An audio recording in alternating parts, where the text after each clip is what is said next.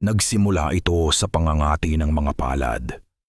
Isang pamilyar na pakiramdam, parang libu-libong langgam na gumagapang sa ilalim ng kanyang balat, naghahanap ng lagusan palabas.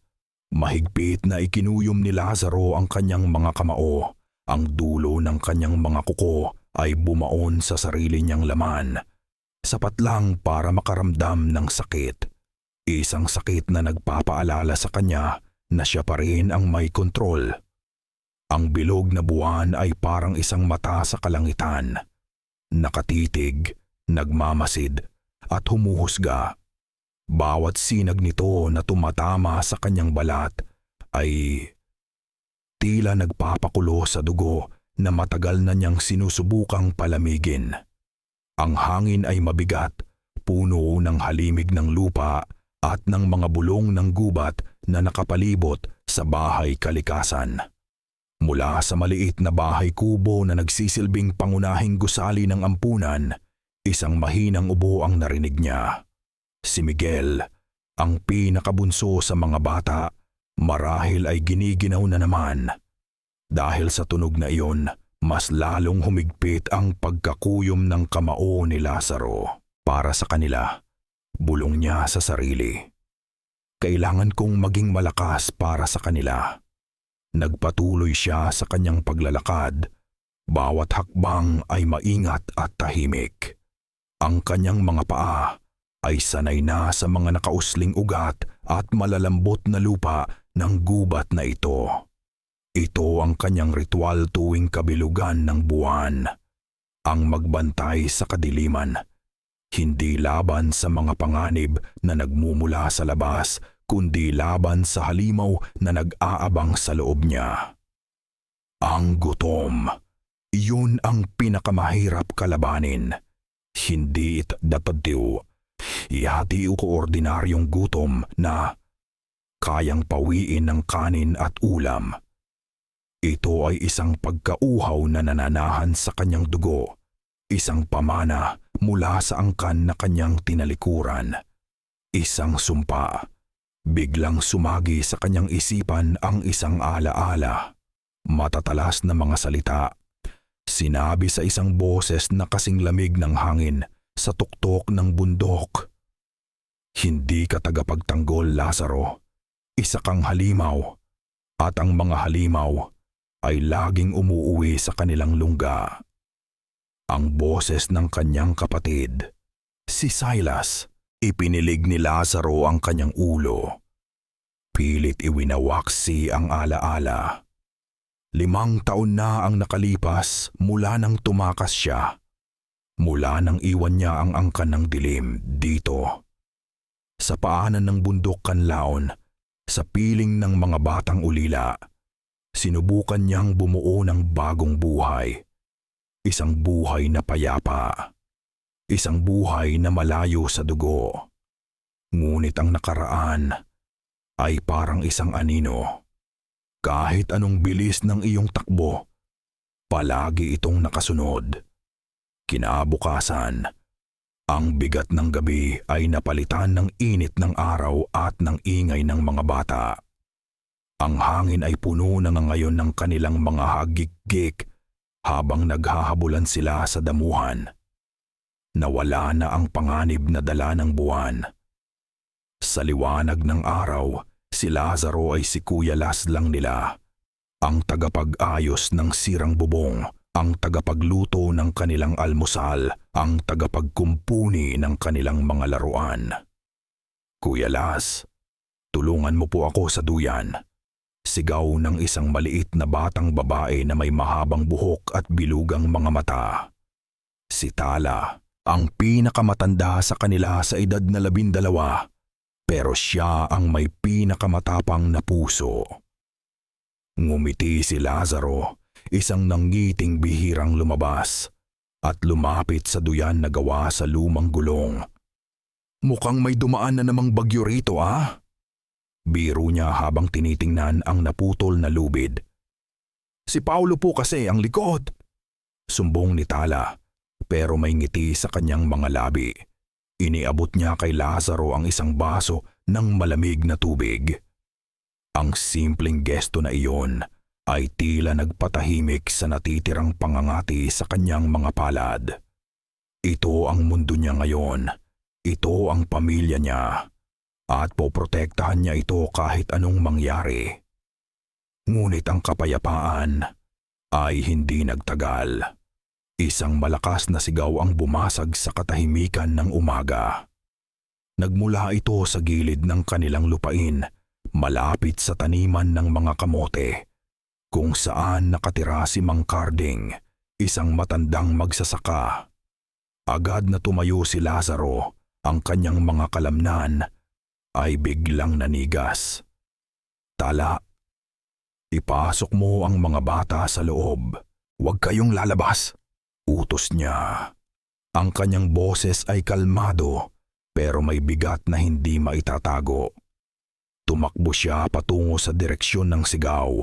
Ang kanyang puso ay kumakabog ng malakas sa kanyang dibdib. Isang pamilyar na amoy ang sumalubong sa kanya bago pa man niya makita ang pinangyarihan. Ang masangsang na amoy ng dugo at laman. At doon, nakita niya si Mang Carding na nakaluhod sa lupa. Nanginginig at nagsusuka. Sa harap nito ay isang tanawing nagmula sa isang bangungot. Ang kanyang kalabaw o kung ano ang natira rito.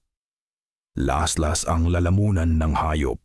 Ang lupa sa ilalim nito ay basang-basa sa itim na dugo.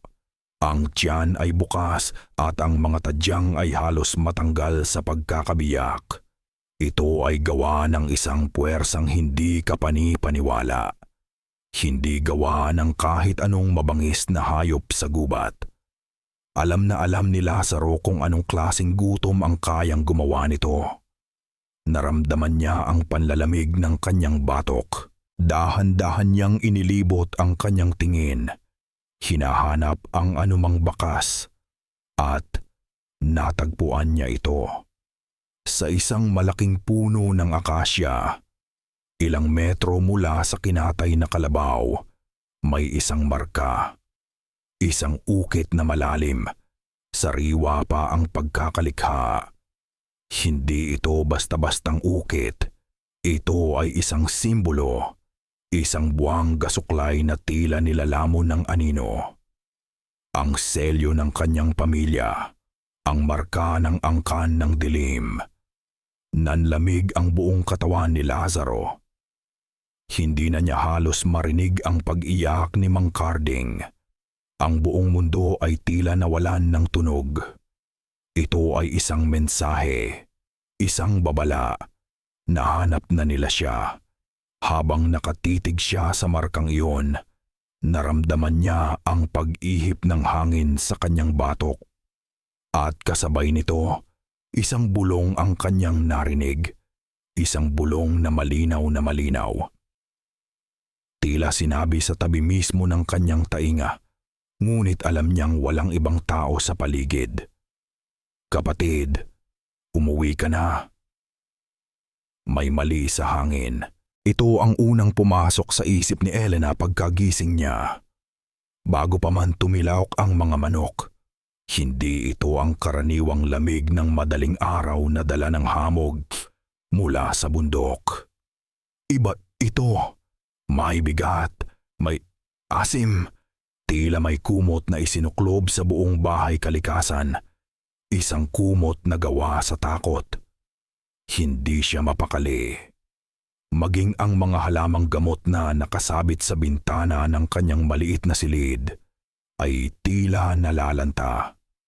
Ang kanilang mga dahon ay kulubot at walang buhay. Ang apoy sa kanyang lampara ay hindi mapirme. Sumasayaw na parang isang naghihingalong espiritu. Bumangon siya at lumapit sa maliit niyang lamesa, kung saan nakasalansan ang mga garapon ng pinatuyong dahon, ugat at mga butil.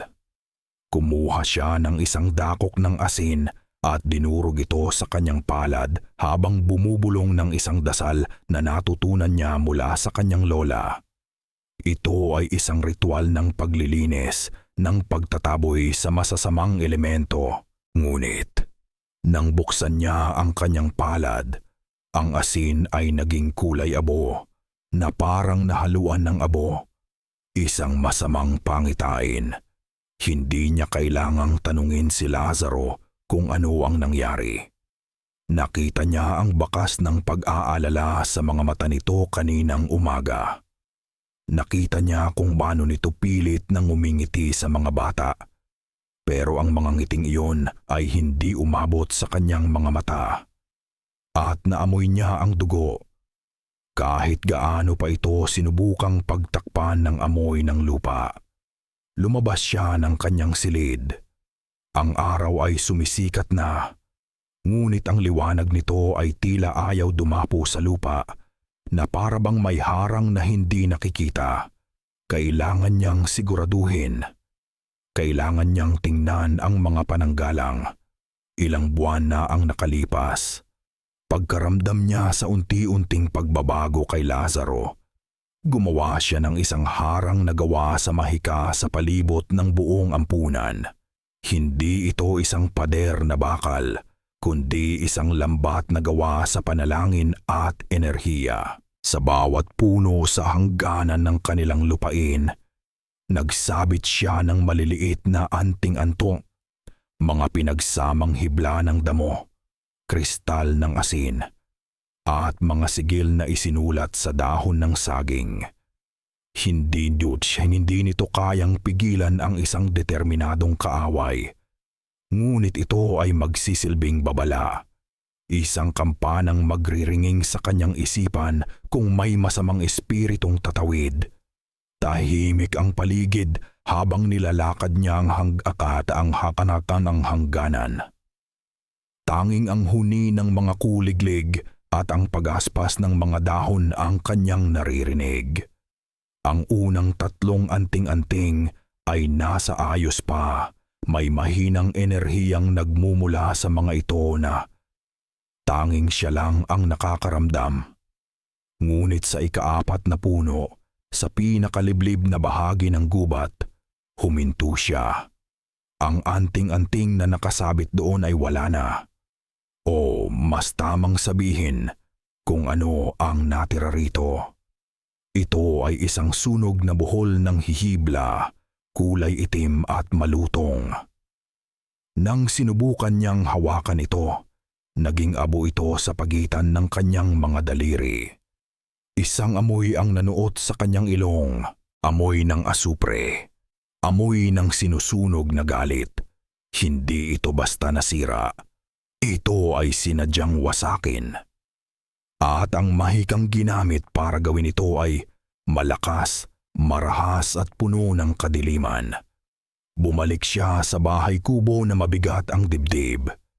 Naabutan niya si Lazaro sa likod bahay, nagpuputol ng kahoy. Bawat bagsak ng palakol ay tila may kasamang galit, isang puwersang hindi nababagay sa simpleng gawain. "Lazaro!" tawag niya. Huminto ito pero hindi lumingon. Ang kanyang likod ay malapad at naninigas. "Yan, nawasak ang isa sa mga harang," sabi ni Elena. Pinipilit na maging kalmado. "Isang malakas na mahika ang ginamit. Alam mo kung ano ang ibig sabihin nito." Dahan-dahan itong lumingon. Ang kanyang mga mata ay madilim, puno ng isang bagyo na pilit niyang itinatago. "Umalis na kayo," sabi nito. Ang boses ay walang emosyon. "Ikaw at ang mga bata, pumunta kayo sa bayan. Ngayon na." Lumapit si Elena. Sinubukan niyang abutin ang braso nito para iparamdam ang kanyang pag-aalala, ang kanyang pagmamahal. "Hindi kita iiwan dito. Ano man ang kinakatakutan mo, haharapin natin ng magkasama." Nang dumapo ang kanyang mga daliri sa balat nito, naramdaman niya ito. Isang alon ng kaguluhan, isang nag-aalab na enerhiya na puno ng sakit at gutom. Umiikot sa loob niya na parang isang nakakulong na hayop. Bigla nitong binawi ang kamay na tila napapaso. "Hindi mo naiintindihan. sigaw nito at sa isang saglit nakita ni Elena ang pagbabago sa mga mata nito. Isang kislap ng ginto, isang kislap ng bangis. Hindi mo sila kaya. Ako, hindi ko sila kaya. Kaya umalis ka na. Tumalikod ito at nagpatuloy sa pagpuputol ng kahoy. Mas malakas, mas mabilis. Isang malinaw na mensahe na tapos na ang kanilang pag-uusap. Pumasok si Elena sa kanyang silid. Ang puso niya ay durog. Hindi dahil sa galit ni Lazaro, kundi dahil sa sakit na nararamdaman niya mula rito. Isinara niya ang pinto at kumuha ng isang maliit na palayok na gawa sa putik. Pinuno niya ito ng malinaw na tubig mula sa isang bukal sa bundok. Pumikit siya at huminga ng malalim. Kailangan niyang malaman kung ano ang kanilang kinakaharap. Kailangan niyang makita kung sino ang nagbabantay sa kanila mula sa kadiliman. Dinukot niya ang isang maliit na patalim at sinugatan ang kanyang hinlalaki. Isang patak ng dugo ang pumatak sa tubig, kumalat na parang pulang ulap bago muling luminaw. Inilagay niya ang kanyang mga kamay sa magkabilang gilid ng palayok at bumulong. Ipakita mo sa akin ang anino. Ipakita mo sa akin ang mga mata sa dilim. Ang tubig ay nagsimulang umikot.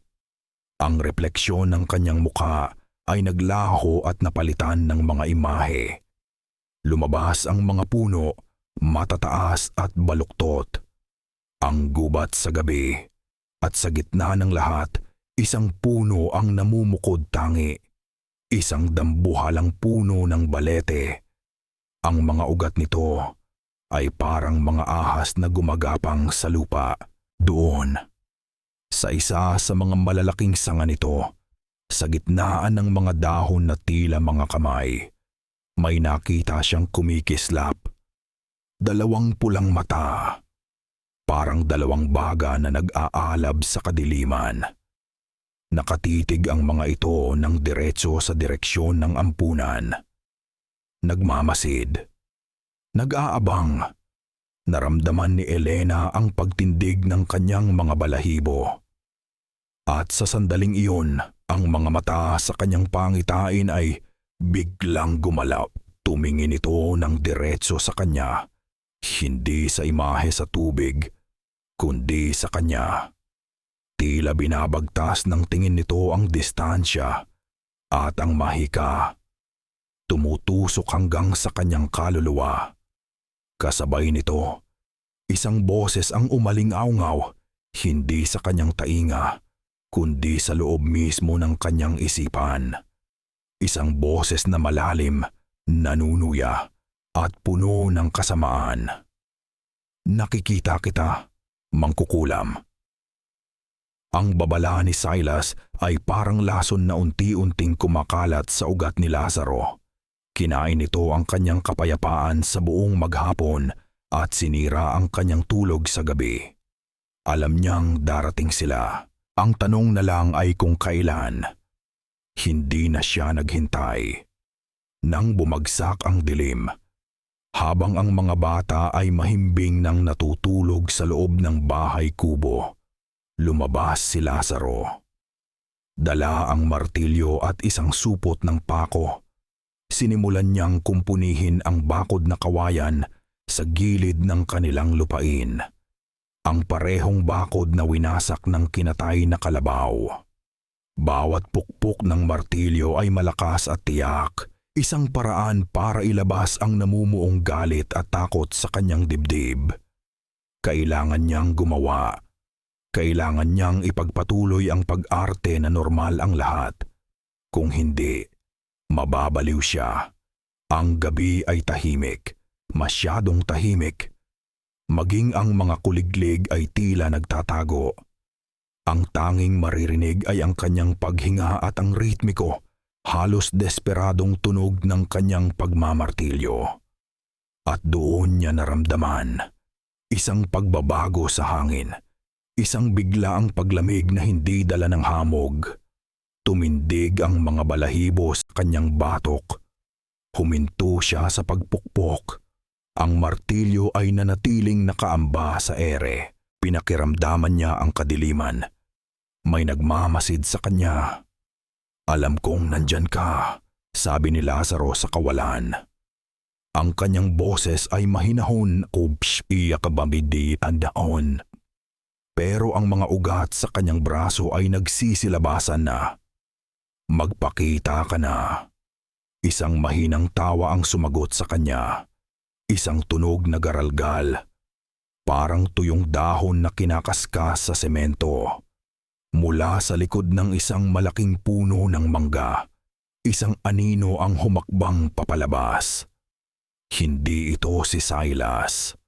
Ang lalaki ay payat, ang mga braso at binti nito ay mahahaba at tila hindi proporsyonal sa kanyang katawan. Ang kanyang mga mata ay malalaki at bilugan, kumikinang sa dilim na parang sa isang pusa. At nang ito ay ngumisi, nakita ni Lazaro ang isang dila na napakahaba, na dumaan sa mga labi nitong halos walang kulay. "Basilio," sabi ni Lazaro. Ang pangalan ay lumabas sa kanyang bibig na parang isang sumpa. "Anong ginagawa mo rito?" "Binibisita lang ang paborito kong taksil," sagot ni Basilio. Ang kanyang boses ay nanunuya. Lumakad ito palapit. Ang bawat hakbang ay maingat na parang isang maninila. "Nagustuhan mo ba ang regalo namin? Ang kalabaw?" Naisip ni Leader Silas na baka nagugutom ka na rito sa iyong paraiso. Hinaplos ni Basilio ang isang haligi ng bakod na kinukumpuni ni Lazaro. "Tingnan mo nga naman. Ang dating prinsipe ng angkan ng dilim, naging isang hamak na karpintero. Anong sunod, Lazaro? Mag-aalaga ka na rin ba ng mga manok?" Hindi kumibo si Lazaro. Hawak pa rin niya ng mahigpit ang martilyo. "Bakit ka nagtitiis sa ganitong buhay?" Pagpapatuloy ni Basilio. "Ang amoy ng dumi ng hayop, ang iyak ng mga paslit na walang kwenta, hindi ito ang mundo mo. Ang dugo mo ay para sa pangangaso, sa kapangyarihan. Tumahimik ka. Bakit? Dahil totoo." Lalong lumapad ang ngisi ni Basilio. "May utos si Leader Silas. Sumama ka ng payapa at hahayaan namin ang pugad na ito. Pero kung hindi ano?" Hamon ni Lazaro. "Ang mga bata," sabi ni Basilio. At biglang naglaho ang pagbibiro sa kanyang boses. "Narinig ko ang mga usapan. May espesyal sa kanila, hindi ba? Ang kanilang dugo, matamis daw at makapangyarihan. Tamang-tama para sa isang ritual. Sayang naman kung matatapon lang." Sa sandaling iyon, isang bagay ang pumutok sa loob ni Lazaro. Binitawan niya ang martilyo at sumugod. Ang sumunod na nangyari ay isang mabilis at marahas na sagupaan. Si Basilio ay hindi mandirigmang tulad ni Silas, pero siya ay tuso at maliksi. Umiwas ito sa unang suntok ni Lazaro at sinubukan siyang kalmutin ng kanyang matutulis na kuko. Gumulong si Lazaro sa lupa at sinipa ang mga binti ni Basilio. Bumagsak ito, ngunit agad na gumapang palayo na parang isang gagamba. Isang ungol ang kumawala mula sa lalamunan ni Lazaro. Isang tunog na hindi nagaanong pantao. Naramdaman niya ang pag-init ng kanyang dugo, ang paghaba ng kanyang mga kuko. Naramdaman niya ang halimaw na gustong kumawala. Sinugod niya ulit si Basilio at sa pagkakataong ito, nahawakan niya ito sa leeg at isinandal sa puno ng mangga. Ang lakas niya ay hindi na normal. Ang puno ay yumanig at ang mga hinog na bunga ay nagsipaglaglagan. "Huwag ninyong gagalawin ang mga bata!" Gigil na sabi ni Lazaro. Ang kanyang mga mata ay nag-aapoy na sa ginintuang kulay. Ngumisi lang si Basilio kahit hirap ng huminga. At doon, sa likod ni Lazaro, narinig niya ang isang mahinang tunog. Ang pagbukas ng bintana, lumingon siya. At ang halimaw sa loob niya ay biglang nanlamig na parang yelo. Sa bintana ng dormitoryo, nakatayo si Tala. Sa likod niya ay 2 pang bata. Ang kanilang mga muka ay hindi nagpapakita ng pag-aalala para sa kanilang Kuya Laz. Ang nakikita niya ay purong takot, gulat, pagkasuklam. Nakatingin sila hindi sa isang tagapagtanggol, kundi sa isang halimaw na may mga matang nagliliyab at mga kukong nakabaon sa leeg ng isang nilalang. Binitawan ni Lazaro si Basilio. Humakbang siya paatras. Biglang nanghina. Tumayo si Basilio. Hinihingal habang hinihimas ang kanyang leeg. Isang masamang ngiti ang gumuhit muli sa kanyang mga labi. Alam niyang nanalo na siya sa gabing iyon. Binigyan ka na ng babala, sabi ni Basilio sa isang mahinang bulong na dinig sa katahimikan. Ang susunod, si Tala na ang kukunin namin. Pagkasabi noon, tumalikod ito at naglaho sa kadiliman na parang isang masamang panaginip.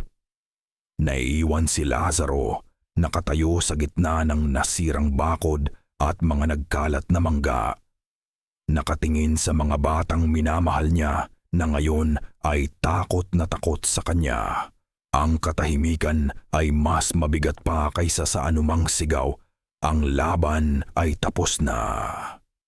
At alam niyang natalo siya. Dati, ang halimaw na kinakatakutan ni Tala ay nakatira sa ilalim ng kanyang kama. Isa itong nilalang nagawa sa alikabok at anino, na may mahahabang kuko at mga matang kasing dilim ng gabi. Pero sa tuwing iiyak siya, darating si Kuya Laz, sisilipin ang ilalim ng kama gamit ang kanyang lampara at sasabihing wala naman Tala, ligtas ka rito. At maniniwala siya. Ngayon, hindi na siya sigurado. Ang halimaw ay wala na sa ilalim ng kama. Nakita niya ito kagabi sa hardin. Nakita niya kung paano nagliyab ang mga mata ni Kuya Laz. Nakita niya ang mga ugat na lumitaw sa leeg nito. At ang paraan ng paghawak nito sa leeg ng kakaibang lalaki ay parang kayang-kaya nitong durugin iyon na parang isang tuyong sanga. Hindi na siya si Kuya Laz sa mga sandaling iyon. Isa siyang ibang nilalang. Isang bagay na nakakatakot. Kinabukasan, ang buong bahay kalikasan ay nababalot ng katahimikan. Maging ang maliliit na bata ay tila nakakaramdam ng bigat sa hangin. Walang naghahabulan. Walang nagtatawanan. Lahat sila ay nakaupo lang sa loob ng bahay kubo, naglalaro ng goma o nagbubulong-bulungan. At ang paksa ng kanilang bulungan ay iisa lang. Nakita mo ba yung mata niya? Bulong ni Paulo kay Ana. Sapat lang ang lakas para marinig ni Tala. Parang sa demonyo. Tumahimik ka nga, saway ni Ana. Pero kahit siya ay hindi makatingin ng diretso kay Lazaro na kasalukuyang nag-aayos ng bintana sa kabilang dulo ng silid. Sinubukan ni Tala na huwag pansinin ang mga ito. Lumapit siya kay Kuya Laz, dala-dala ang isang lumang libro. Kuya Laz, pwedeng pakibasa po ulit yung kwento ng mangingisda at ng engkantada.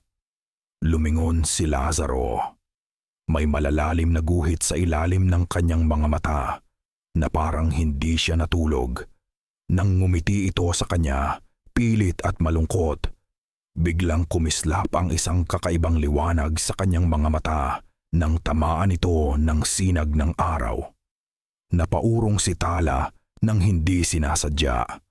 Biglan niyang naalala ang ginintuang apoy na nakita niya kagabi. Ang ngiti ni Lazaro ay naglaho. Pinalitan ito ng sakit. Sige Tala, mamaya, pagkatapos kong ayusin to, sabi nito at muling tumalikod. Pakiramdam ni Tala ay sinaksak ang kanyang puso. Nasaktan niya si Kuya Laz, pero mas malakas ang takot na nararamdaman niya. Nang gabing iyon, nagsimula ang bangungot. Isang malakas na kalabog sa bubong ang gumising sa kanilang lahat. Sinundan ito ng tunog ng mga kuko na kumakaskas sa yero. Ang ilan sa mga bata ay nagsimulang umiyak. Biglang bumukas ang pinto ng kanilang dormitoryo. Pumasok si Lazaro. Anidaban na sa alasro. Kasunod si Ate Elena na may hawak na lampara. Walang lalabas. Manatili kayo rito, utos ni Lazaro. Ang kanyang boses ay kalmado pero may panginginig dito. Isang malakas na kalampag ang yumanig sa isa sa mga bintana. Isang anino ang dumaan, mahabang muka, matutulis na tainga. Sumigaw si Paolo sa takot. Isa pa. At isa pa. Ang mga bintana ay sunod-sunod na kinakalampag. May mga nagtatangkang pumasok. Naririnig nila ang mahihinang ungol at ang tunog ng paglalaway mula sa labas. Nakatayo si Lazaro sa gitna ng silid. Ang kanyang mga kamao ay nakakuyom. Si Ate Elena ay naglalagay ng kung anong pulbo sa bawat bintana. Bumubulong ng mga salitang hindi maintindihan ni Tala. Bigla, ang salamin ng isang bintana ay nabasag. Isang kamay na may mahahaba at maruruming kuko ang pumasok, sinusubukang abutin ang trangka. Nagsigawan ang lahat ng mga bata. Nagtakbuhan sila sa isang sulok, nagyayakapan sa sobrang takot. Si Tala ay niyakap ang maliit na si Miguel, tinatakpan ang mga mata nito. Ngunit hindi niya matakpan ang sarili niyang mga mata. Nakita niya ang nangyari. Sumugod si Lazaro sa bintana. Bago pa man niya ito isipin, bago pa man niya ito pigilan, ang kanyang mga kuko ay biglang humaba, naging itim at matutulis na parang mga patalim. Ang kanyang mga mata ay naging dalawang nag-aapoy na ginto. Isang malakas na ungol ang kumawala sa kanyang lalamunan. Isang tunog na nagmula sa isang mabangis na hayop, hindi sa isang tao. Iwinasiwas niya ang kanyang kamay at tinamaan ang braso ng nilalang sa labas. Isang nakakabinging sigaw ng sakit ang narinig mula sa labas. At ang kamay ay mabilis na binawi. Ang katahimikan ay bumalik kasing bigla ng pagsisimula ng gulo. Tanging ang iyak na lang ng mga bata ang maririnig. Dahan-dahang lumingon si Lazaro, humaharap sa kanila. Ang kanyang mukha ay nabahira ng dugo ng nilalang na kanyang sinugatan. Ang kanyang mga kuko ay unti-unting bumabalik sa normal. Pero nakita na nila. Nakita na ng lahat. Ang mga mata niya ay puno ng sakit at pagsisisi habang nakatingin siya sa kanila. Sa mga batang dapat niyang protektahan na ngayon ay nakatingin sa kanya na parang siya ang pinakamasamang halimaw sa lahat. Nanginginig, itinaas ni Tala ang kanyang daliri, nakaturo kay Lazaro. Ang tanong ay hindi niya napigilan. Lumabas ito sa kanyang bibig na puno ng takot at pagkalito. Isang tanong na sumisira sa lahat ng kanyang pinaniniwalaan. Kuya Laz, ano ka ba talaga? Ang tanong ni Tala ay parang isang patalim na nanatiling nakatarak sa puso ng bahay kalikasan. Kuya Laz, ano ka ba talaga? Walang makasagot, walang gustong sumagot. Si Lazaro ay nagkulong sa kanyang silid at ang mga bata ay naglalaro ng walang ingay. Ang kanilang mga mata ay asahay may laging sumusulyap sa pinto na tila ba isang halimaw ang maaaring lumabas mula roto anumang oras. Alam ni Elena na hindi niya kayang paghilumin ang sugat na ito gamit ang mga dahon at ugat. Ang lason na kumakalat sa kanilang munting pamilya ay hindi galing sa ahas, kundi sa isang sumpa na mas matanda pa kaysa sa mga puno sa gubat.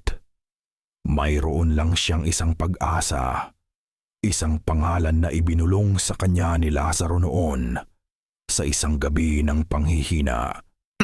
Lolo Kadyo. Ang paglalakbay patungo sa Baryo Himlayan ay hindi mahaba, ngunit mabigat sa pakiramdam. Habang papalapit si Elena sa maliit na nayon, tila nagbabago ang anyo ng paligid. Ang mga puno ay mas baluktot, ang mga anino ay mas mahahaba.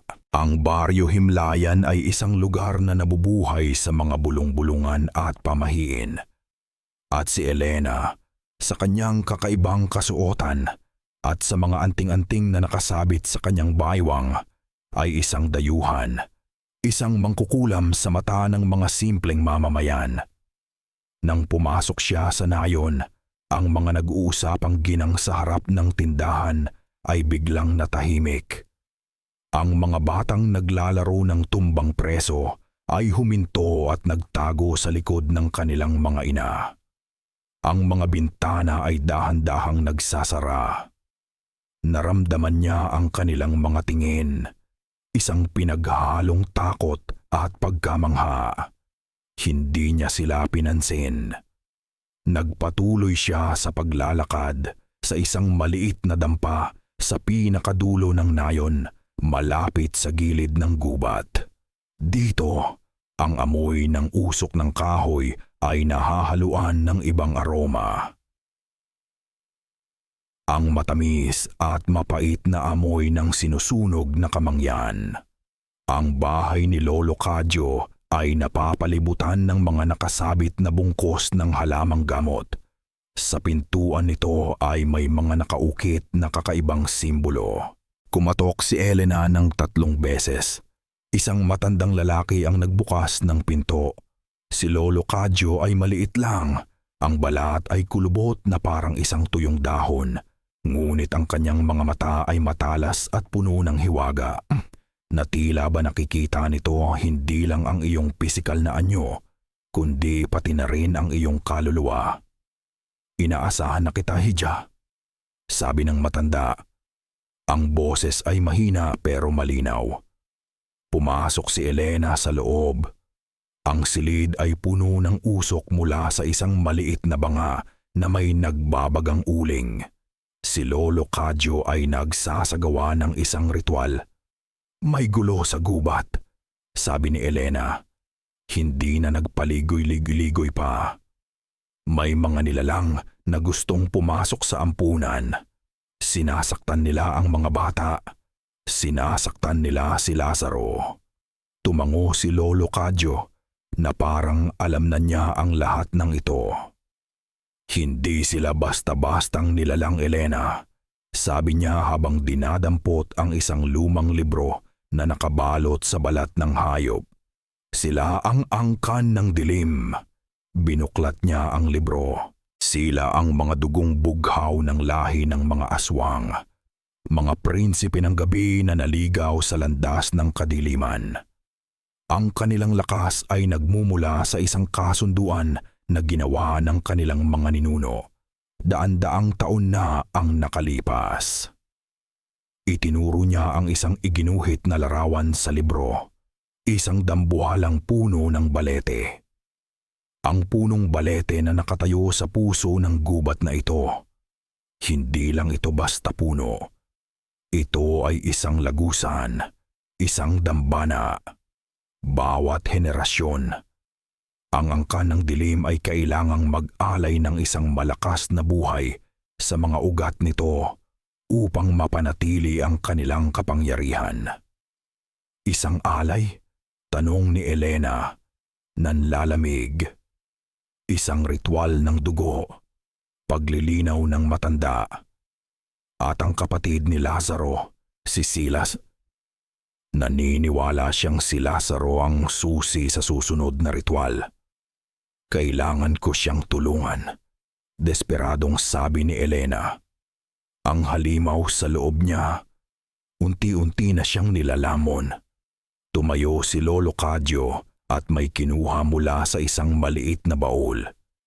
Ito ay isang kwintas. Ang palawit nito ay hindi gawa sa metal o bato, kundi sa isang piraso ng ugat na pinakinis at hinugis na parang buwang gasuklay. Ang ugat ay maitim at makintab. Ito ay gawa sa isang nahulog na sanga mula sa punong balete, paliwanag ni Lolo Cadyo.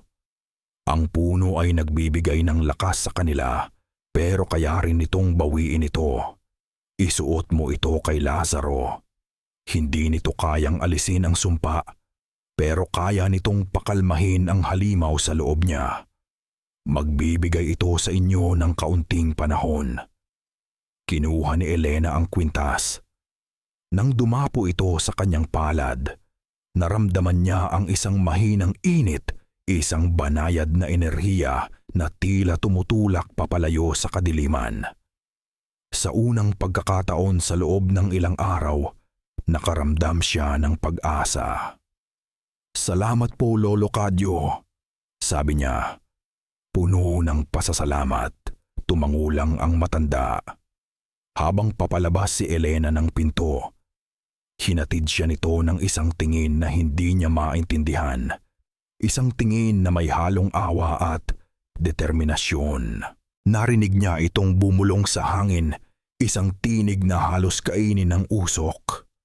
Malapit na ang katuparan ng kasunduan. Hindi na inisip ni Elena ang kahulugan noon. Ang mahalaga ay may dala na siyang tulong para kay Lazaro. Nagmamadali siyang naglakad pabalik sa ampunan. Hawak ng mahigpit ang kwintas sa kanyang kamay. Ang init nito ay kumakalat sa kanyang palad. Isang paalala na may pag-asa pa. Ngunit habang papalapit siya sa hangganan ng bahay kalikasan, ang banayad na init ay biglang naging apoy. Napabitaw siya sa kwintas sa sobrang paso. Bumagsak ito sa lupa, umuusok na parang isang baga. Ang dating nakakakalmang enerhiya nito ay nagwawala ngayon, nagiging isang nag-aalab na alarma. Naintindihan agad ni Elena ang ibig sabihin nito. Ang anting-anting ay hindi nasisira. Nagbibigay ito ng babala. Isang babala na may isang napakalakas na nilalang ng kadiliman ang nasa napakalapit na lugar. Isang presensya na mas malakas pa sa lahat ng sumugod sa kanila kagabi. Ang pinuno ng angkan ng dilim.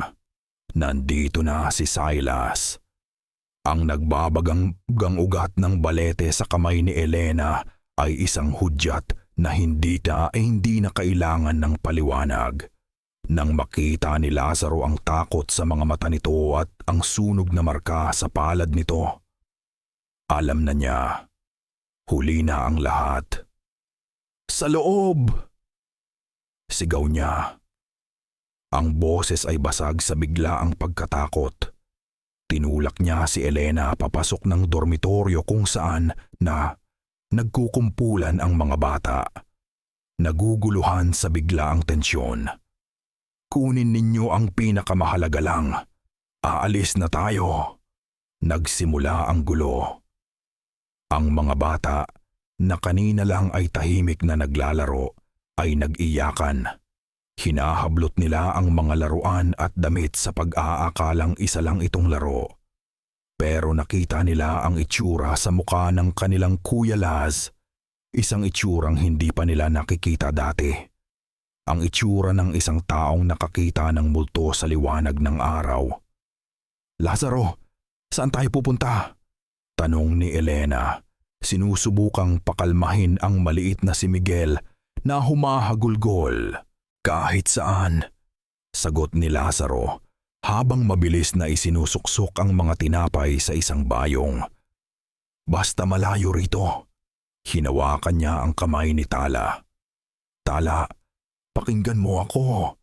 Tipunin mo ang lahat sa may likod bahay. Dadaan tayo sa gubat. Huwag kayong hihiwalay, maliwanag. Tumango si Tala. Ang kanyang mga mata ay malaki sa takot, ngunit hindi nagatubili. Siya ang pinakamatapang sa kanila. Habang nagkakagulo sila sa loob, isang biglaang katahimikan ang bumalot sa labas. Nawala ang huni ng mga ibon. Nawala ang pagaspas ng mga dahon. Tila ang buong gubat ay huminto sa paghinga. At sa katahimikang iyon, narinig ni Lazaro ang tunog na pinakakinatatakutan niya. Hindi isang sigaw, hindi isang pagsabog, kundi ang simpleng tunog ng isang tuyong sanga na nababali sa may tarangkahan. Dahan-dahan siyang lumingon, at doon, nakita niya ito. Nakatayo sa bukana ng bahay kalikasan ang kanyang kapatid, si Silas. Hindi siya galit, hindi siya sumisigaw. Nakasandal lang siya sa poste ng tarangkahan. Ang kanyang mga braso ay magkasalikop sa kanyang dibdib. Mayroon siyang ngiti sa kanyang mga labi, isang ngiting kalmado, mapagmataas, at ganap na nakakakilabot. Ang hangin sa paligid niya ay tila yumuyukod sa kanyang presensya. Automatikong itinulak ni Lazaro si Elena at si Tala sa kanyang likuran. "Silas," sabi niya. Ang boses ay isang mahinang ungol. "Kapatid," bati ni Silas. Ang kanyang boses ay malambing na parang seda, ngunit may talim na parang patalim. "Aalis ka na yata?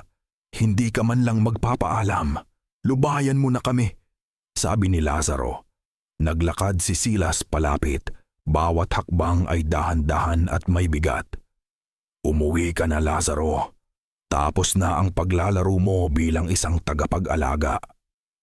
Ang ating pamilya, ang angkan, kailangan ka nila. Kailangan ka namin. Hindi ako kasama sa inyo."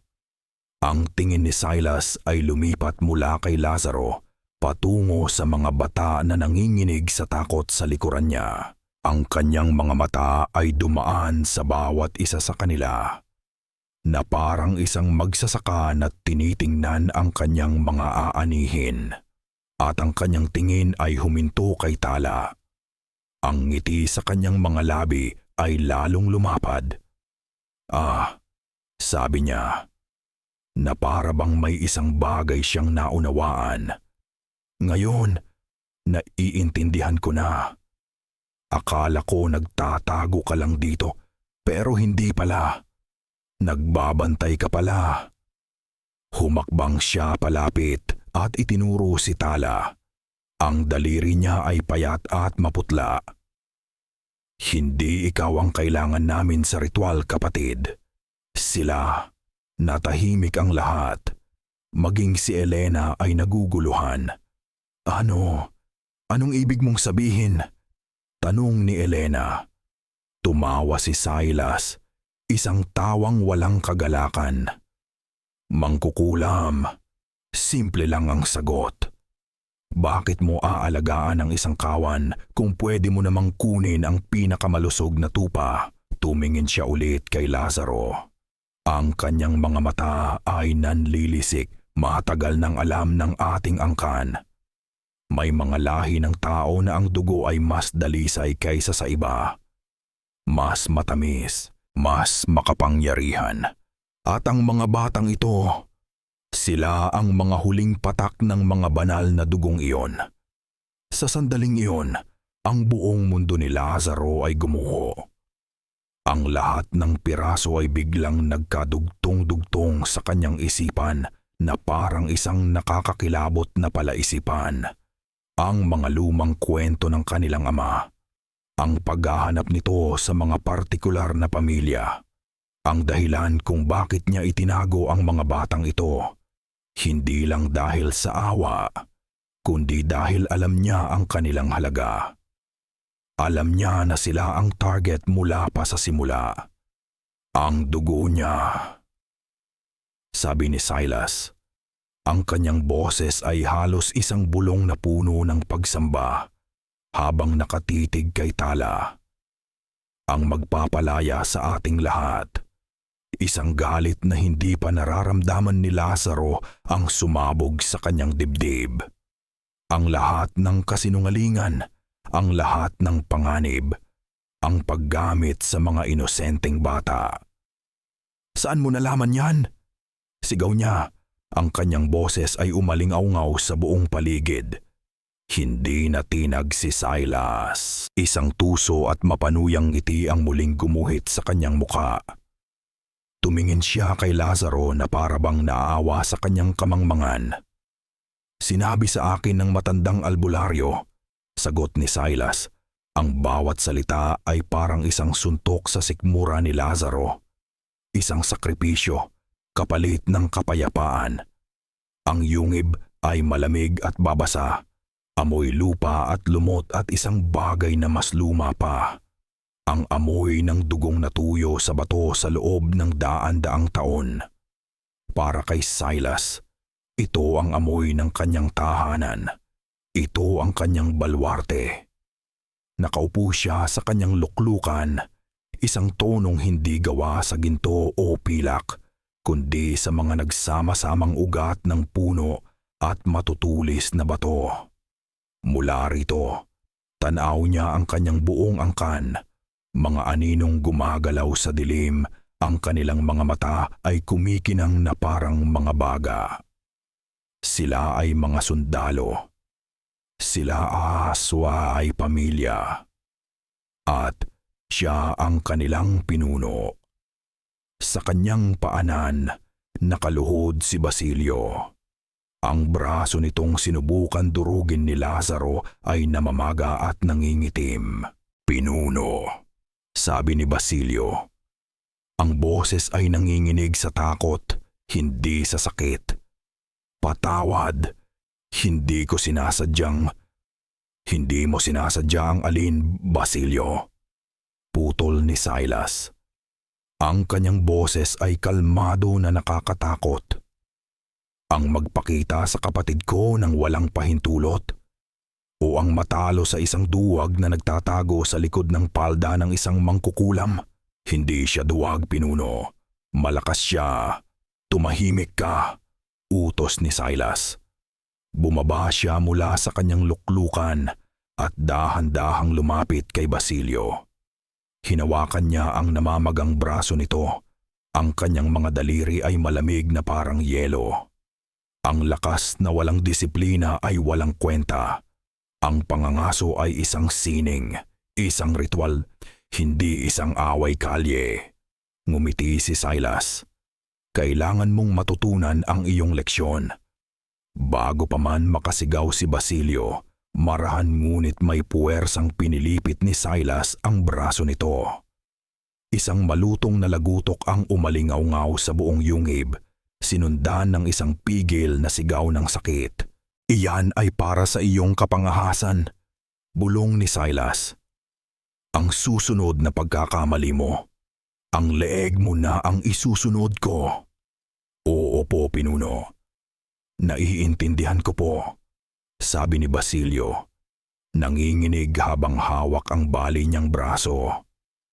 "Mabuti. Umalis ka na sa aking paningin."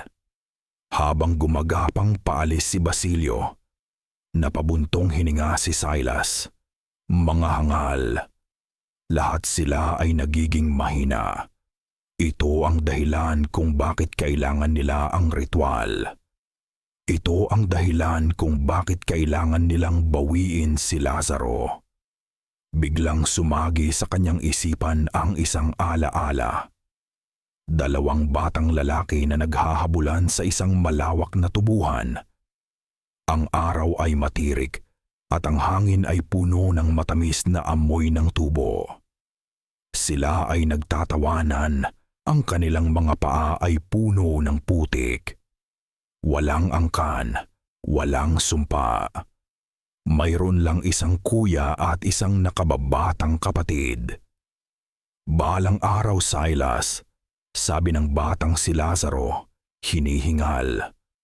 "Tayo ang magiging pinakamagaling na mga ngaso sa buong Negros."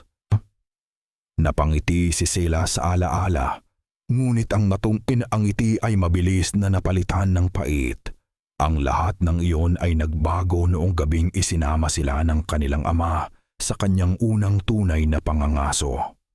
Doon, sa ilalim ng buwang bilog, nakita ni Lazaro ang tunay na kalikasan ng kanilang pamilya. Ang dugo, ang karahasan, ang kawalan ng awa. Para kay Silas, iyon ay isang gabi ng pagmamalaki. Ngunit para kay Lazaro, iyon ay isang gabi ng katatakutan. Doon nagsimulang lumayo ang landas nila. Iwinaksi ni Silas ang alaala. Lumapit siya sa isang maliit na lawalawaan sa gitna ng yungib. Ang tubig ay itim at hindi gumagalaw. Pumikit siya at bumulong ng ilang salita sa sinaunang wika. Ang tubig ay nagsimulang umikot at isang imahe ang nabuo sa ibabaw nito. Ang bahay kalikasan. Nakita niya ang gulo. Nakita niya ang takot sa mukha ng mga bata. At nakita niya si Lazaro, nakatayo sa gitna ng lahat. Mukhang miserable at nalilito. Isang prinsipe na naglulunoy sa putik, isip ni Silas, puno ng paghamak. Sinasayang mo ang iyong dugo. Sinasayang mo ang iyong pamana. Ang kanyang tingin ay napunta sa babaeng nakatayo sa tabi ni Lazaro. Ang mangkukulam, si Elena. Nakita niya kung paano nito hinawakan ang braso ng kanyang kapatid, kung paano ito bumubulong ng mga salita ng pag-asa, isang lason. Iyon ang tingin niya sa babae. Isang lason na unti-unting pumapatay sa tunay na pagkatao ng kanyang kapatid. Pinapalitan ng apoy ng isang mandirigma ng abo ng isang alipin. Siya ang dahilan ng lahat ng ito. Naramdaman ni Silas ang pag-akyat ng galit sa kanyang dibdib. Isang malamig at matalas na galit. Ang pulang buwan ay malapit na. Ang gabi ng ritual ay halos narito na. Oras na para tapusin ang paglalaro na ito. Humarap siya sa kanyang mga tauhan. Ang kanyang anino ay humaba sa liwanag mula sa mga sulo. Maghanda kayo, utos niya. Ang kanyang boses ay umaling-aungaw sa bawat sulok ng yungib. Sa paglabas ng buwang kulay dugo, susugurin natin sila. Walang ititira, kunin ang mga bata at dalhin sa akin ang mangkukulam ng buhay. Muli siyang tumingin sa imahe sa tubig. Nakatitig siya sa mukha ni Elena, ang kanyang mga mata ay naniningkit. Ito ang ugat ng problema.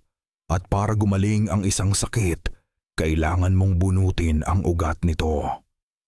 Aalisin ko ang lahat ng lason sa isip mo, kapatid. Bulong niya sa hangin. Isang pangakong para lamang sa kanyang sarili. Magsisimula ako sa kanya. Ang buwan sa kalangitan ay hindi na isang perlas. Ito ay isang sugat. Isang bukas na sugat na nagpapadugo ng pulang liwanag sa buong kalupaan. Ginagawang itim na anino ang mga puno at kulay kalawang ang mga ilog. Para kay Elena, ang liwanag na ito ay may bigat, may lason. Bawat sinag na tumatama sa kanyang balat ay may dalang enerhiyang baluktot at marahas. Ito ang gabi ng kapangyarihan para sa mga aswang. Ito ang gabi kung kailan ang kanilang lakas ay nasa sukdulan. Ngunit hindi sila nag-iisa. Nang unang kumalat ang pulang liwanag, dumating sila. Mula sa mga anino ng gubat, tahimik na lumitaw ang tulong na ipinatawag ni Elena. Ang kanyang tiya Salve, na ang buhok ay sinlaw na ng abo pero ang mga mata ay kasing tuo, kasing talas pa rin ng isang agila. Ang kanyang mga pinsan na sina Rina at Marco, mga mangkukulam na sinanay sa sining ng pakikidigma. Kasama nila ang ilan pa, mga bantay ng sinaunang mahika na sumumpa na poprotektahan ang balanse ng mundo. Walang mahabang paliwanagan. Walang tanong. Nakita nila ang takot sa mata ng mga bata na nakasilip mula sa bintana at naintindihan na nila ang lahat. Nasa posisyon na, sabi ni Tia Salve. Ang kanyang boses ay mahinahon sa gitna ng namumuong panganib. Tumango si Elena. Simulan na natin. Nagsama-sama sila sa isang bilog sa harap ng bahay kubo. Hawak kamay, ipinikit nila ang kanilang mga mata. Isang sabayang pagbigkas ang nagsimula, hindi sa Tagalog, kundi sa isang dialektong mas matanda pa.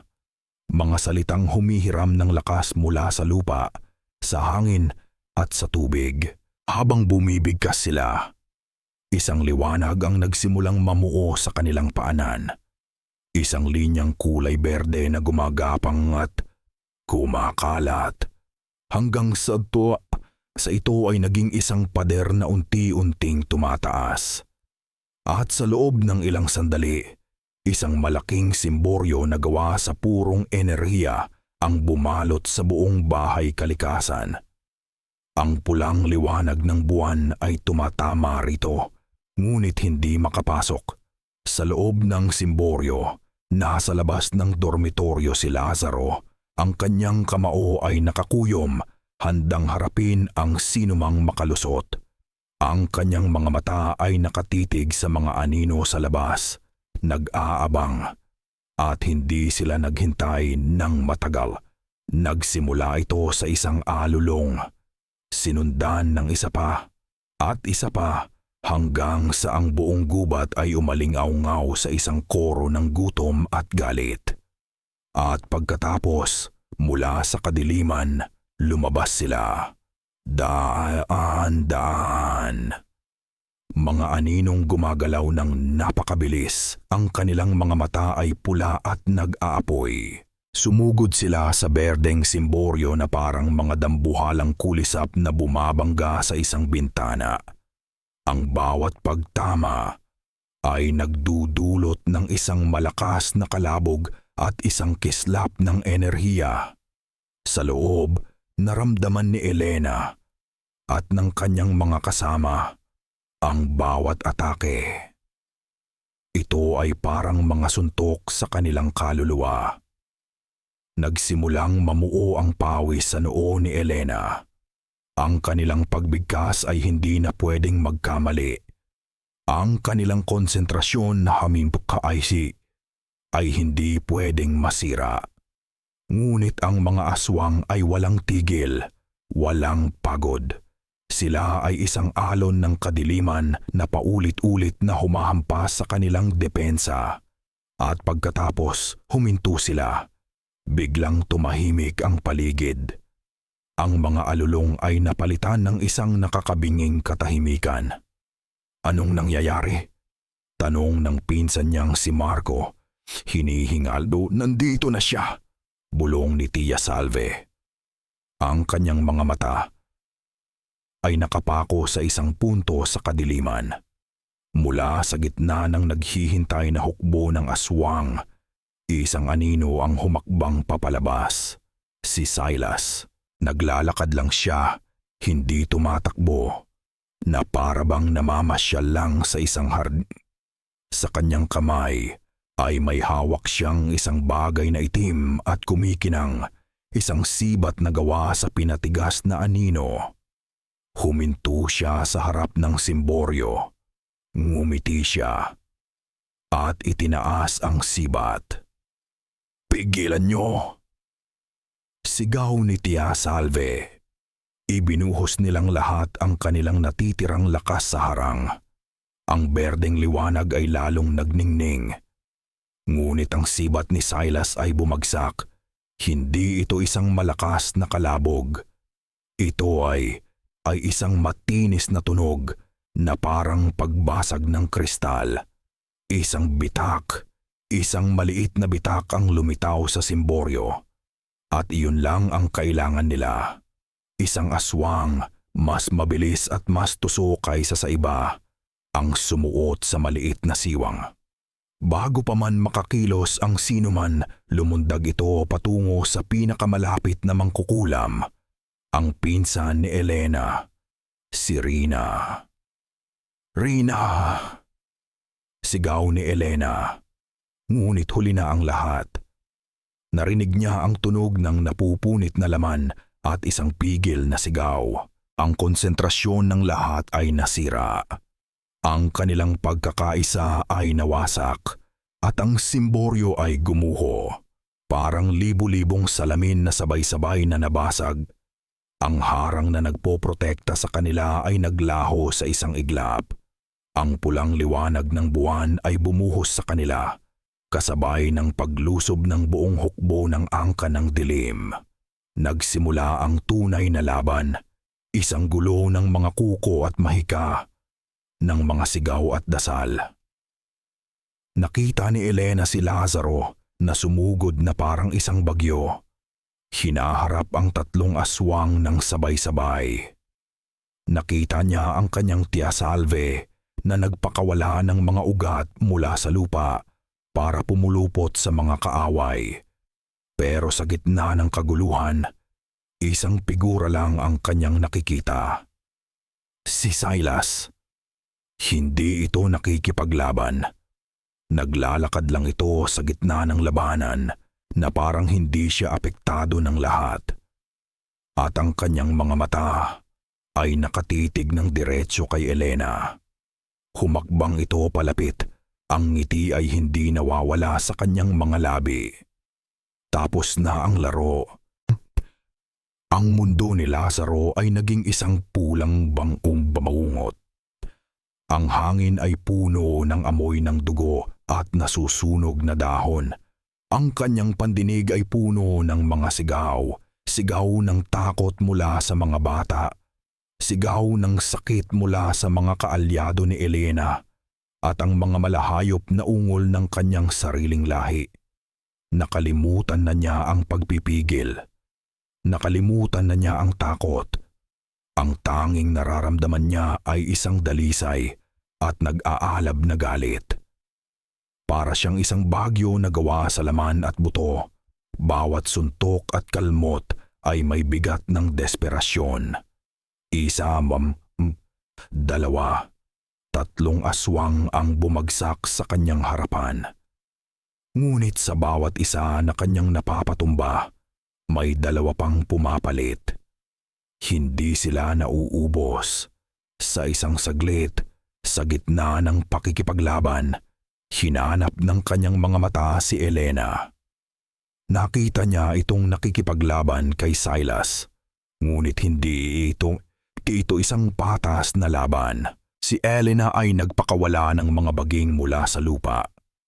Sinusubukang puluputan si Silas, ngunit ang mga ito ay nalalanta bago pa man dumapo sa balat nito. Naghagis siya ng mga bolang apoy na gawa sa mahika, ngunit hinawi lang ito ni Silas na parang mga langaw.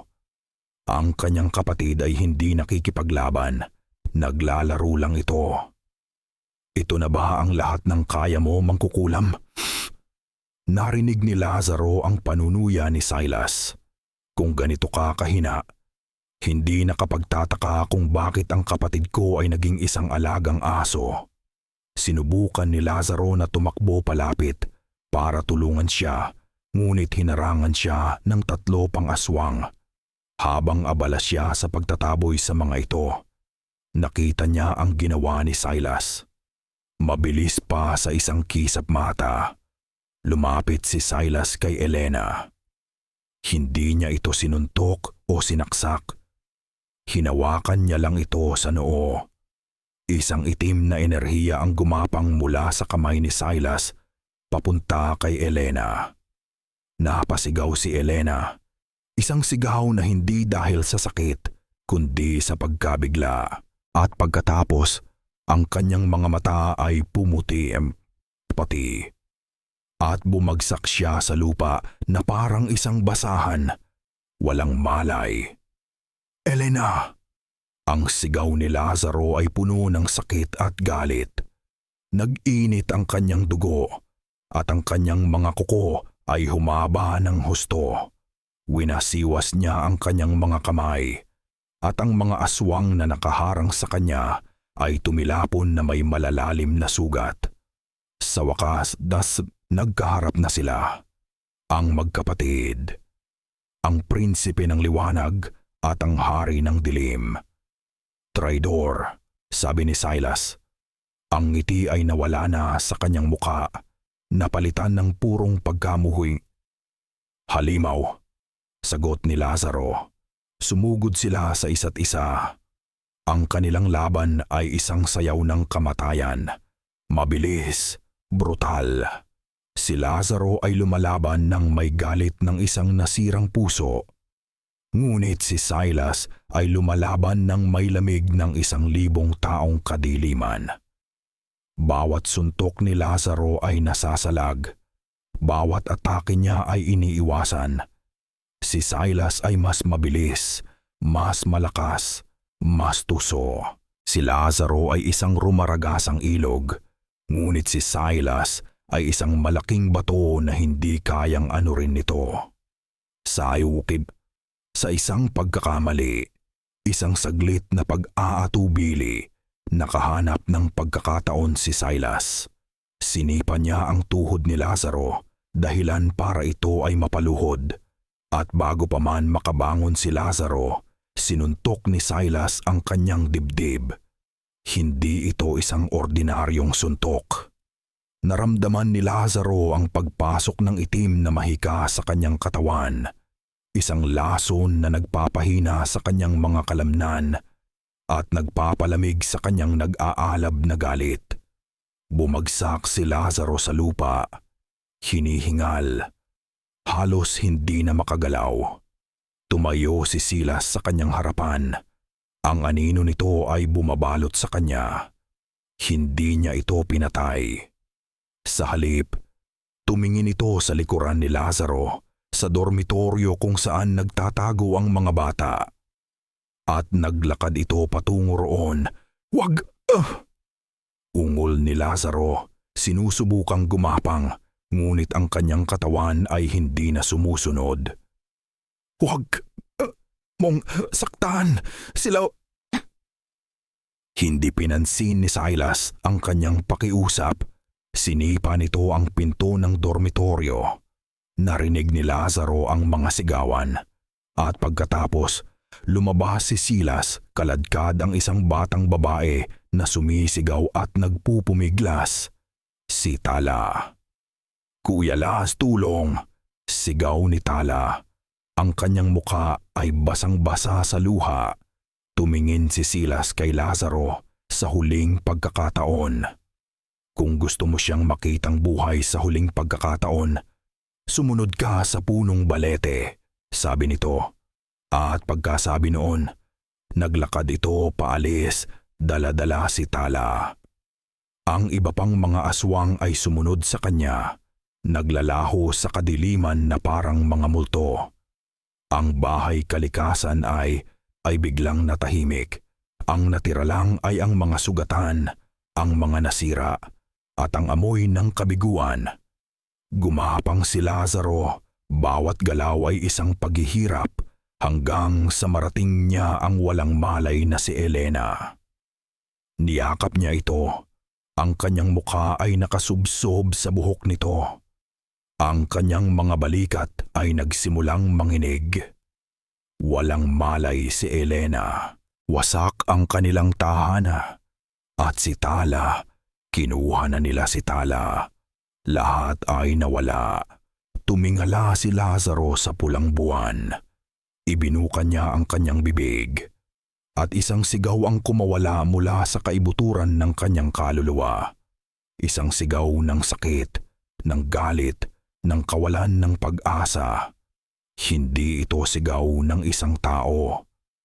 Ito ay ang alulong ng semantino na ang kinauho ng isang halimaw na tuluyan ng kumawala. Ang unang nagbalik sa kamalayan ni Elena ay ang amoy ng usok at ang tunog ng isang mahinang pag-iyak. Nang imulat niya ang kanyang mga mata, ang nakita niya ay isang eksenang nagmula sa isang digmaan. Ang ilan sa kanyang mga kasamahan ay ginagamot ang kanilang mga sugat. Ang bahay kubo ay may mga butas at sira. At sa gitna ng lahat, nakaupo si Lazaro sa lupa. Yakap ang kanyang mga tuhod. Hindi siya nasugatan ng malubha. Ang sakit na kanyang nararamdaman ay mas malalim pa. Ito ay nasa kanyang kaluluwa. Lazaro, bulong ni Elena. Sinusubukang bumangon. Nang marinig nito ang kanyang boses, dahan-dahan itong tumingala. Ang nakita ni Elena ay halos magpadurog sa kanyang puso. Ang mga mata ni Lazaro ay hindi na kulay tsokolate o ginto. Ang mga ito ay isang pinaghalong kulay, isang nag-aalab na ginto na pilit na nilalamon ng sadwanamon ng itim na desperasyon. Ang kanyang katawan ay nanginginig at ang dulo ng kanyang mga daliri ay nagiging itim na kuko bago muling bumalik sa normal. Nawawalan na siya ng kontrol. Ang lason ni Silas at ang sakit ng pagkawala ni Tala ay unti-unting pinapatay ang taong si Lazaro at pinapalabas ang purong halimaw sa loob niya. Wala na siya, Elena, sabi ni Lazaro. Ang boses ay garalgal. Kinuha na nila siya. Kasalanan ko to. Masyado akong mahina. Alam ni Elena na kung hahayaan niya itong magpatuloy, tuluyan na siyang lalamunin ng kadiliman. At alam din niya ang isang masakit na katotohanan. Ang lahat ng kanyang mga ginamit na pangontra, ang lahat ng kanyang mga dasal para pigilan ang halimaw, lahat ng iyon ay mali. Hindi mo kayang talunin ang isang bagyo sa pamamagitan ng paggawa ng pader. Matatalo ka lang. Ang tanging paraan ay ang matutunang isabayan ang hangin nito. Tumayo ka, utos ni Elena. Ang kanyang boses ay may biglaang awtoridad na ikinagulat maging ni Lazaro. Para saan pa? Dahil hindi pa tapos ang laban, sabi ni Elena. Lumapit siya at lumuhod sa kanyang harapan. Lazaro, pakinggan mo ako. Buong buhay mo, tinatakbuhan mo ang isang parte ng iyong pagkatao.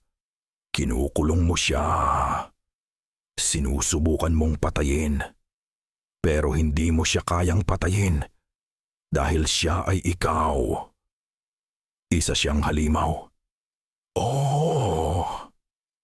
Pag-amin ni Elena at hinawakan ang kanyang nanginginig na mga kamay. Isa siyang halimaw, pero siya rin ang lakas mo. Siya ang apoy mo. At ngayon, higit kailanman, kailangan natin ang apoy na iyon. Hindi maintindihan ni Lazaro ang sinasabi niya. Kumuha si Elena ng isang maliit na patalim mula sa kanyang baywang. May isang sinaunang ritual, paliwanag niya. Mapanganib, hindi ko pa ito nasusubukan. Hindi ito para supilin ang sumpa. Ito ay para tanggapin ito, para pag-isahin ang tao at ang halimaw. Elena, hindi. Magtiwala ka sa akin, Lazaro, tulad ng pagtitiwala ko sa iyo. Bago pa man siya makapalag, sinugatan ni Elena ang kanyang palad at ipinahid ang kanyang dugo sa noo ni Lazaro. Pagkatapos, ang sarili naman nitong dugo ang ipinahid niya. Dugo ng mangkukulam at dugo ng aswang. Pinagdikit niya ang kanilang mga noo. Pumikit kam na adetiyata kitahan kum pabika, bulong niya. Huwag mo siyang labanan. Kausapin mo siya. Tanggapin mo siya. Nang ipikit ni Lazaro ang kanyang mga mata, ang mundo ay naglaho. Bigla siyang napunta sa isang gubat sa loob ng kanyang isipan. Ang mga puno ay walang dahon at ang buwan ay kasing itim ng alkitran. Sa isang kalayuan, nakita niya ito. Isang dambuhalang lobo na may mga matang nag-aapoy. Ang mga ngipin ay matutulis na parang mga punyal. Ang halimaw, ang kanyang sumpa. Sa halip na matakot, sa halip na tumakbo, ginawa ni Lazaro ang sinabi ni Elena. Naglakad siya palapit. Umungol ang lobo, nagpapakita ng mga pangil nito. Isang babala. Hindi huminto si Lazaro. Alam kong galit ka, sabi niya sa halimaw.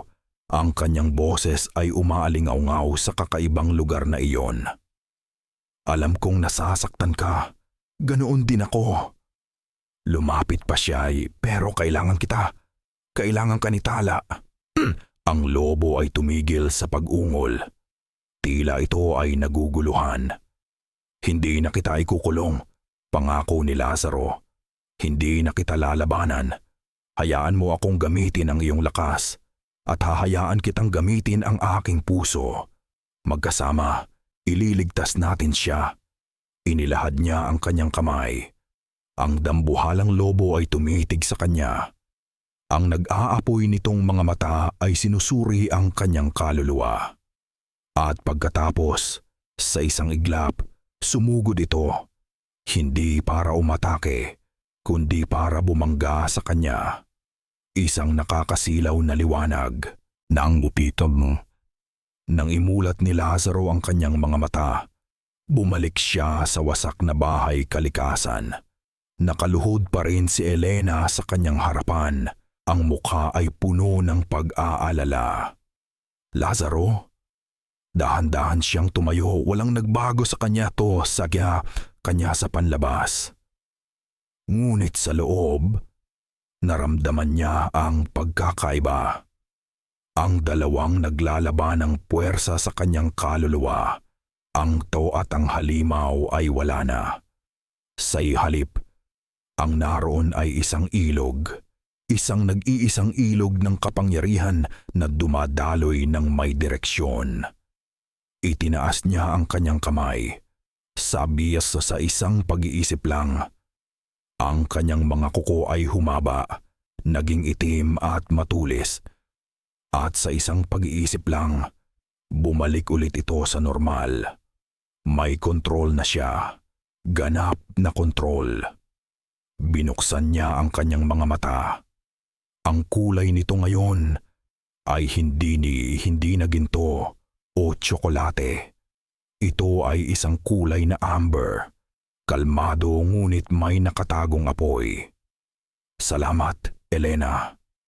Sa sandaling iyon, isang anino ang lumabas mula sa gilid ng gubat. Isang matandang lalaki na may dalang tungkod, si Lolo Cadyo. Ang kanyang muka ay puno ng lungkot at pag-asa. Lolo Cadyo, isa kang traidor, sigaw ni Elena. Hindi, sabi ng matanda, ang boses ay pagod. Ginawa ko lang ang nararapat. Tumingin siya kay Lazaro. Hindi ko sinabi kay Silas ang sekreto ng dugo ng mga bata para ipahamak sila. Sinabi ko iyon para mangyari ito. Itinuro niya ang nagbagong si Lazaro. Ang kasunduan ng ating mga ninuno, hindi lang ito tungkol sa pagpigil. Ito ay tungkol sa pagbabago. Ang lakas ng mangkukulam ay hindi para ikulong ang aswang, kundi para tulungan itong maging ganap. Ito ang tanging paraan para talunin si Silas. Ito ang tanging paraan para wasakin ang sumpa. Isang mapait na katotohanan ang bumalot sa kanila. Ang lahat ng sakit, ang lahat ng pagkawala ay isang landas na kailangan nilang tahakin. Pero may kapalit ang lahat. Dagdag ni Lolo Cadyo, ang kanyang mga mata ay lumungkot. Ang ritual sa punong balete, hindi ito para palakasin ang sumpa, kundi para wasakin ito. Ngunit, kailangan ng kapalit. Anong kapalit? Tanong ni Lazaro. Ang kanyang bagong boses ay mas malalim at mas may kumpiyansa. tumingin si Lolo Cadyo sa kanya. Ang dugo ng isang agaras na nagkusang loob na isuko ang kanyang kapangyarihan para sa pag-ibig. Ang punong balete ay hindi isang puno. Ito ay isang katedral na gawa sa kahoy at anino. Ang mga ugat nito ay kasing laki ng mga sawa, gumagapang sa lupang matagal nang hindi nasisikatan ng araw. Ang mga sanga nito ay parang mga kamay na nakalahad sa pulang buwan, nagdarasal sa isang Diyos na matagal nang kinalimutan. Sa paanan ng puno, sa isang patag na bato na nagsisilbing altar, nakatali si Tala. Ang kanyang mga luha ay natuyo na, napalitan ng isang tahimik na katapangan habang pinagmamasdan niya ang ritual na inihahanda sa kanyang paligid. Si Silas ay nakatayo sa harap niya. Hawak ang isang obsidian na patalim. Sa paligid nila, ang buong angkan ng dilim ay bumubuo ng isang bilog. Ang kanilang mga mata ay nakapihikit. Ang kanilang mga bibig ay bumibigkas ng isang sinaunang dasal. Ang hangin ay kumakapal, puno ng itim na mahika. "Huwag kang matakot, bata," sabi ni Silas kay Tala. Ang kanyang boses ay malambing na nakakakilabot. "Ang iyong sakripisyo ay magbibigay ng bagong lakas sa ating lahi. Ikaw ay magiging isang alamat." Bago pa man makasagot si Tala, isang alulong ang bumasag sa katahimikan ng ritual. Isang alulong na hindi nagmula sa takot, kundi sa hamon. Mula sa kadiliman, lumabas sila. Si Lazaro ang nangunguna. Hindi na siya ang taong nagtatago. Hindi rin siya ang halimaw na walang kontrol. Siya ay isang perpektong pagsasanib ng dalawa.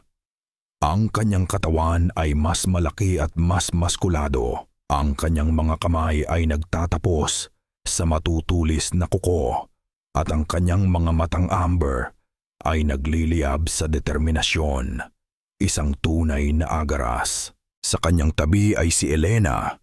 Ang kanyang mga kamay ay napapalibutan ng berdeng enerhiya. Sa likod nila ay ang mga natitirang mangkukulam at si Lolo Cadyo, handa para sa huling laban. "Silas!" sigaw ni Lazaro. Ang kanyang boses ay isang pinaghalong ungol ng tao at hayop. "Pakawalan mo ang bata," ngumisi si Silas. "Kapatid, dumating ka. Akala ko ay iiyak ka lang sa isang sulok." Itinaas niya ang patalim. "Huli ka na. Magsisimula na ang ritual. Ngayon!" sigaw ni Elena. Parang isang bagyo, sumugod si Lazaro. Hindi na siya nag-atubili. Bawat galaw niya ay may layunin. Sinalubong siya ng mga piling mandirigma ng angkan. Ngunit para lang silang mga tuyong dahon na hinahawi ng isang malakas na hangin. Ang kanyang mga kuko ay pumupunit sa laman. At ang kanyang lakas ay dumudurog ng mga buto. Habang si Lazaro ay gumagawa ng daan sa gitna ng hukbo, si Elena at ang mga mangkukulam naman ay sumasalakay mula sa mga gilid. "Puluputan ninyo sila!" utos ni Elena. Mula sa lupa, ang mga ugat ng gubat ay biglang nabuhay. Gumapang ang mga ito na parang mga ahas at pinulupot ang mga binti ng mga aswang. Ibinabagsak sila sa lupa. Nagpakawala si Tia Salve ng mga ipu-ipong gawa sa matutulis na dahon. Ginugulo ang kanilang pormasyon. Sa gilid ng labanan, si Lolo Cadyo ay nakatayo sa tabi ng puno. Ang kanyang mga kamay ay nakapatong sa makapal na balat nito. Nakapikit siya, bumubulong ng mga salita sa isang wikang hindi na sinasalita ni Numan. Tila kinakausap niya ang kaluluwa ng punong balete. Nakita ni Silas na nawawalan na siya ng kontrol sa sitwasyon. Ang kanyang mga tauhan ay nababawasan. Ang ritual ay nagagambala. Mga inutil! Sigaw niya sa galit. Binaling niya ang kanyang tingin sa nagwawalang si Lazaro. Ako ang tatapos sa iyo. Iniwan niya ang altar at sumugod para harapin ang kanyang kapatid. Nagsalpukan ang dalawa sa gitna ng labanan. Ang kanilang pagtama ay lumikha ng isang malakas na alon ng hangin. Ngayon, pantay na ang kanilang lakas. Ngipin laban sa ngipin. Kuko laban sa kuko. Habang naglalaban ang magkapatid, nakita ni Elena ang kanyang pagkakataon. Tumakbo siya patungo sa altar. Umiiwas sa mga naglalabang aswang at mangkukulam. Kailangan niyang pakawalan si Tala. Ngunit may isang anino ang humarang sa kanya. Si Basilio. Ang bali niyang braso ay nakabenda sa kanyang katawan. Hindi ka makakadaan, mangkukulam. Sabi nito, ang kanyang malayang kamay ay may hawak na isang baluktot na patalim. Umalis ka sa daan ko, babala ni Elena. Sumugod si Basilio. Mabilis siya, ngunit si Elena ay mas mabilis mag-isip. Hindi niya ito sinubukang labanan. Sa halip, yumuko siya at hinawakan ang lupa. Lamon! Ang lupa sa paanan ni Basilio ay biglang lumambot at naging kumunoy. Bago pa man siya makasigaw, nilamon na siya ng lupa hanggang sa kanyang baywang. Nilampasan siya ni Elena at narating din ang altar. Sinimulan niyang kalasin ang mga baging na nakatali kay Tala. Samantala, ang laban ng magkapatid ay umabot na sa sukdulan. Si Lazaro at Silas ay kapwa sugatan. Ang kanilang mga katawan ay puno ng mga kalmot. Bakit, Lazaro? Sigaw ni Silas habang sinasalag ang isang atake. Bakit mo ipinagpapalit ang iyong kadakilaan para sa mga mahihinang nilalang na ito? Dahil ang tunay na kadakilaan ay wala sa dugo, Silas. Sagot ni Lazaro at sinipa ito sa dibdib. Nasa pagmamahal. Bumagsak si Silas sa lupa. Nakita ni Lazaro ang kanyang pagkakataon. Itinaas niya ang kanyang mga kuko, handa nang tapusin ang lahat. Ngunit sa huling sandali ng desperasyon, may ginawa si Silas. Mula sa kanyang pagkakahiga, ibinato niya ang obsidian na patalim na hawak niya kanina. Hindi ito patungo kay Lazaro. Hindi ito patungo kay Elena. Ito ay lumilipad ng diretsyo, patungo sa puso ni Tala. Ang lahat ay tila bumagal. Nakita nila Romapit daw yung patalim na lumilipad. Nakita niya si Elena na sumisigaw. Nakita niya ang takot sa mga mata ni Tala. Wala nang oras para isipin. Ginawa niya ang tanging magagawa niya. Ang panahon ay tila huminto. Ang lumilipad na patalim na obsidian ay parang isang itim na bituin na bumabagsak mula sa langit. Tiyak ang patutunguhan. Nakita ni Lazaro ang lahat ng malinaw. Ang takot sa mga mata ni Tala. Ang sigaw na namumuo sa lalamunan ni Elena. Ang mapagwaging ngiti sa duguan ng mukha ni Silas. Hindi niya naisip. Kumilos lang siya. Sa isang iglap, tumalon siya. Hindi para salagin ang patalim.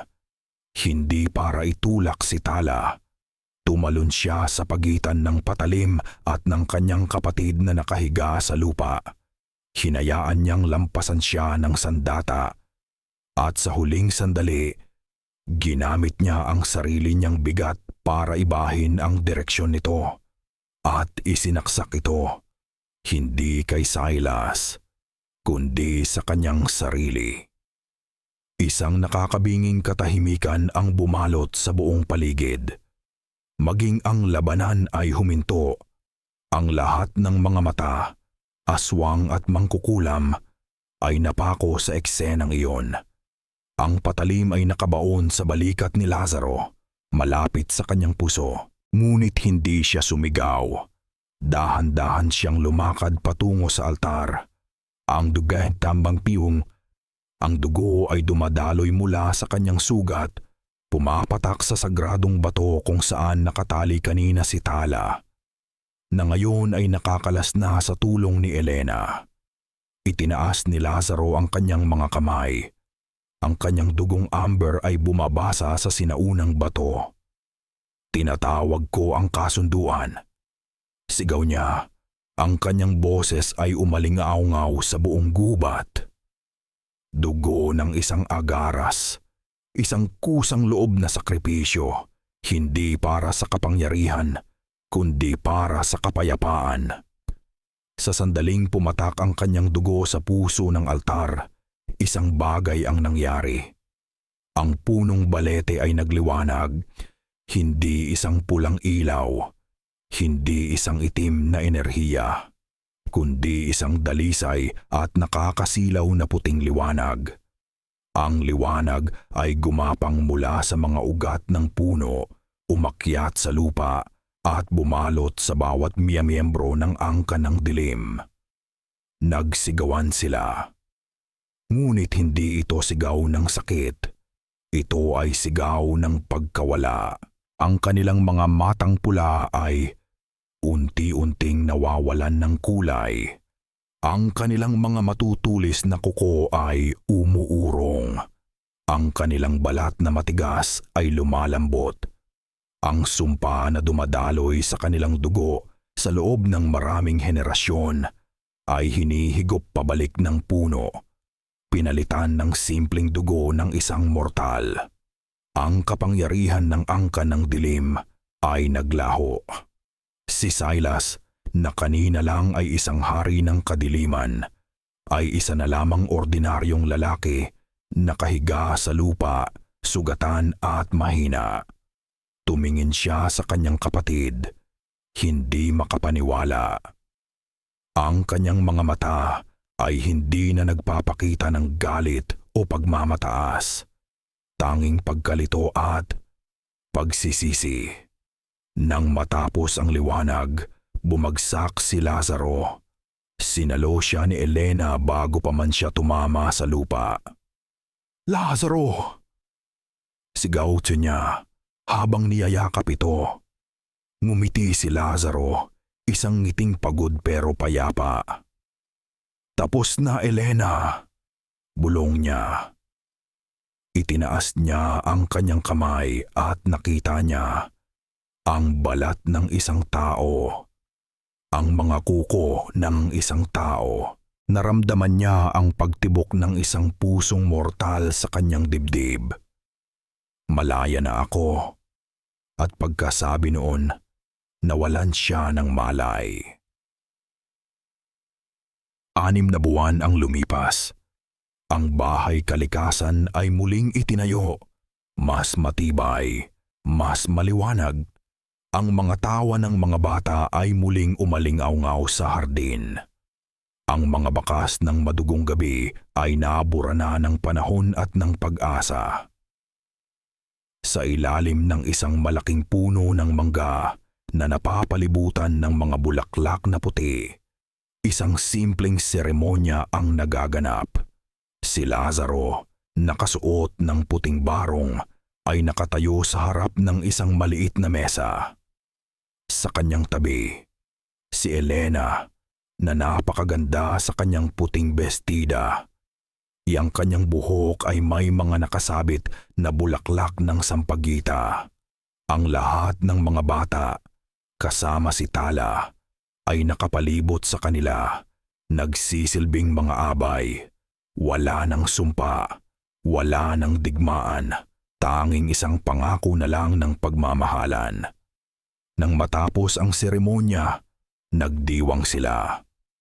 Isang simpleng salo-salo ng kanin, adobong manok, at maraming prutas. Habang pinapanood ni Lazaro ang mga batang nagtatakbuhan, ang kanyang puso ay puno ng isang sulimosyong hindi niya akalaing mararamdaman niya ulit.